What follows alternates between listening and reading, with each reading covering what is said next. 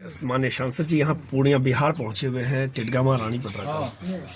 देखिए, ये जो घटना घटी है उसको लेकर के माननीय हमारे मुख्यमंत्री हेमंत सोरेन जी ने हमारे मंत्री रामदास सोरेन जी और मुझे अधिकृत किया कि यहाँ पे आकर के स्थिति का जायजा लेने के लिए, क्योंकि जो बातें हम तक पहुँची, जो कहानी आप लोगों के मीडिया के माध्यम से ही जो पहुंची या हमारे लोगों के माध्यम से जो पहुंची, उसमें जो पता चली कि डायन प्रथा के माध्यम से और आज पहुंचने के बाद जितनी भी कहानी यहाँ पे प्रक्षेप हुई है, चाहे वो ज़मीन से संबंधित हो और कुछ लोगों की इसमें मिलीभगत से संबंधित हो, और हर संभव मदद हमारी सरकार की तरफ से आज हम लोग ने यहाँ पे जो सामग्री दी है, ये एक प्रयास है कि जो भी परिवार हैं वो थोड़ा सा सेटल हो पाए, और साथ ही साथ जो परिवार के जो बच्चे लोग हैं वो भी आगे जो है बढ़ पाएँ।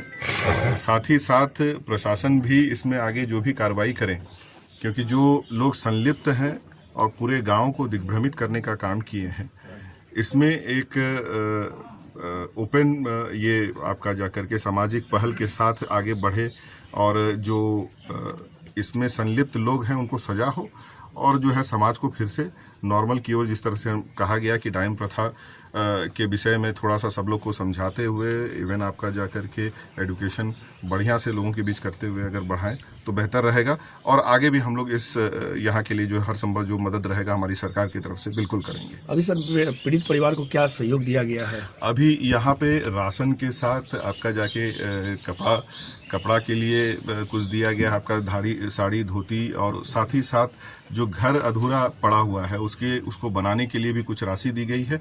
और इसके आगे भी कुछ अगर मदद की जरूरत होगी तो यहाँ के लोगों से जो भी हमें संपर्क के माध्यम से पता चलेगा, हम लोग आगे भी मदद करेंगे। झारखंड सरकार ये पूरी तरफ से झारखंड सरकार और माननीय हमारे हेमंत सोरेन जी के निर्देश पे हम लोग यहाँ पे आए हैं, और तमाम हमारे यहाँ के जो बिहार के कार्यकर्तागण को भी हम धन्यवाद देना चाहेंगे कि वो लोग भी यहाँ पे बड़ा मुस्तैदी के साथ यहाँ पे अपना कार्य कर रहे हैं। धन्यवाद।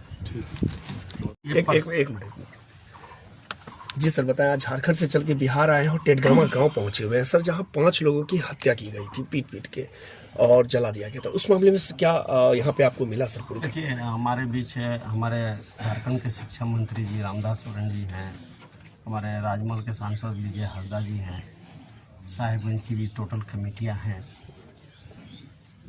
ये अंधविश्वास का तो है ही, लेकिन इतनी बड़ी साजिश में ये आदिवासी नहीं कर सकता है। इसके पीछे जाना होगा। पेट्रोल की व्यवस्था, ट्रैक्टर की व्यवस्था, जेसीबी की व्यवस्था। यहाँ तो किसी ट्राइबल के पास ना ट्रैक्टर है इस गांव में, ना जेसीबी है, तो तुरंत लाश जलाना, तुरंत लाश को ठिकाने लगाना, ट्रैक्टर जेसीबी से तुरंत पेट्रोल उपलब्ध हो जाना, इसके पीछे एक बहुत बड़ी साजिश है यहाँ के आदिवासियों को कुचलने के लिए। इसलिए हम बिहार सरकार से मांग करते हैं कि आप समय रहते इसके जड़ में जाइए कि आखिर इसके मुख्य दोषी क्यों है।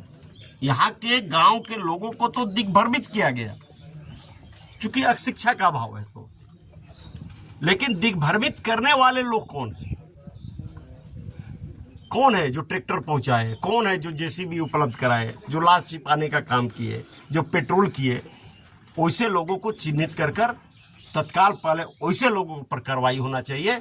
और इस गांव के लोग जो पलायन हुए हैं, हम प्रशासन से मांग करते हैं और यहाँ की सरकार को कि यहाँ के लोगों को पुनः स्थापित करके और एक आपस में पीड़ित परिवार और गांव के बीच में एक बैठक कराकर समन्वय की व्यवस्था की जाए। और जब तक व्यवस्था नहीं होती है तब तक इस गांव की सुरक्षा यहाँ का प्रशासन करे। बस यही मांग है। क्या परिचय सर आपका? हम झारखंड मुक्ति मोर्चा के केंद्रीय सचिव केंद्रीय प्रवक्ता। नाम सर? पंकज मिश्रा।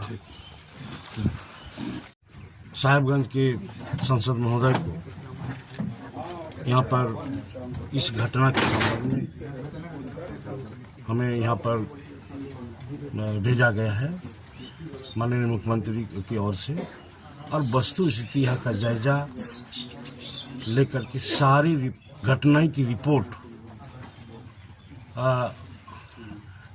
लेने के लिए हम लोग यहाँ पर आए हुए हैं, और सारी घटनाएं का रिपोर्ट लेकर के आज हम अपनी सरकार के माननीय मुख्यमंत्री के पास हम समझ जमा करेंगे, रिपोर्ट हम जमा करेंगे। और ये जो घटना जो हुआ है, निश्चित तौर पर ये बहुत ही दुखदायी घटना है कि एक ही आदिवासी परिवार के डायन का नाम से 5 लोगों को मार देना निश्चित तौर पर ये बहुत ही चिंताजनक बातें हैं। और खासकर के आदिवासी समाज में ही के अंदर में ये जांच की भी विषय है। इसीलिए हमने कहा कि आज इसमें कोई षड्यंत्र तो नहीं है। आज जिस तरह से आज भी ये बातें आ रही है, निश्चित तौर पर एक ओझागुनी से शुरू होकर के एक ज़मीन की मामला भी है।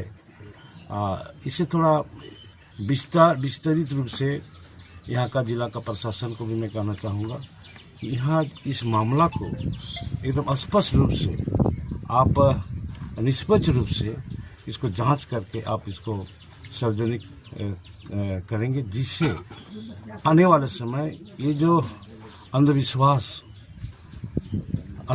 जो है, इसको ये निश्चित रूप से हम कहेंगे कि ये अशिक्षा की भी कुछ बातें आई है। अशिक्षा के कारण अंधविश्वास भी हो रही है, जिस कारण घटना बढ़ती जा रही है।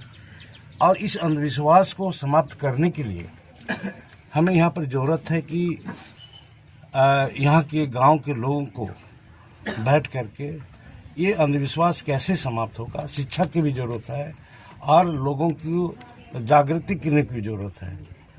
इसलिए आज इस विषय पर भी मैं कहना चाहूँगा कि यहाँ पर ये जन जागृति भी होना ज़रूरी है।